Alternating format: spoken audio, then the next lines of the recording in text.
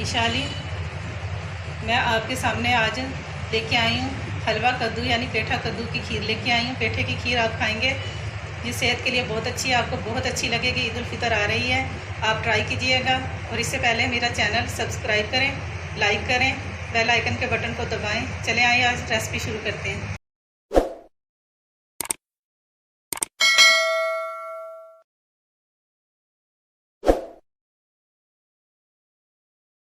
आइए अब हम आपको पेठा खीर की जो हलवा कद्दू है उसकी खीर बनाने की चीज़ें बताते हैं।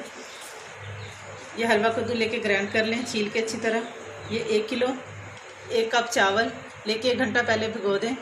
चीनी हस्बे ज़रूरत, ये पिस्ता और बादाम का पाउडर, खोपरा पाउडर, किशमिश, और ये 3 किलो दूध हमने पहले से रखा हुआ है। इसे हम अब इसमें चावल शामिल करेंगे। इसे उबाल आ गया, इलायची डाल के हमने इसे उबाली है। इसमें चावल शामिल करेंगे।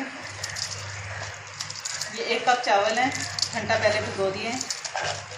अब इसे जब उबाल आएगा तब हम इसमें पेठा कद्दू शामिल करेंगे। चावल गल चुके हैं, 4 से 5 इसका उबाल आ गए हैं, चावल बिल्कुल गल गए। अब हम इसमें हलवा कद्दू शामिल करेंगे।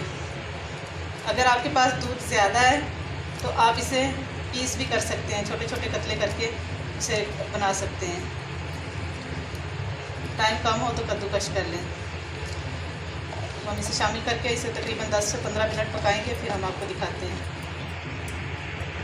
ये देखें हमारी खीर तैयार हो रही है। अब हम इसमें थोड़ा सा पिस्ता बादाम का पाउडर डालेंगे, खोपरा पाउडर डालेंगे और साथ हम चीनी शामिल करेंगे। हस्बे ज़रूरत जितना मीठा खाते हैं। देखिए अब इसे हम फिर 10 मिनट तक पकाएंगे ताकि ये गाढ़ी हो जाए, खीर अच्छी तरह अपनी शक्ल में आ जाए। आप ईद पर इसे ज़रूर ट्राई कीजिएगा, ये बहुत मज़ेदार और ठंडी खीर होती है। अब हमारी खीर तैयार हो गई है। देखें इसे हम ठंडा करेंगे फ्रिज में रख के और फिर हम खाएंगे। तकरीबन ये पौना घंटा दूध खुशक होने में लगा है। ये ठंडी होगी तो और ज़्यादा गाढ़ी हो जाएगी। देखिए अब इसे मैं गार्निश करती हूँ।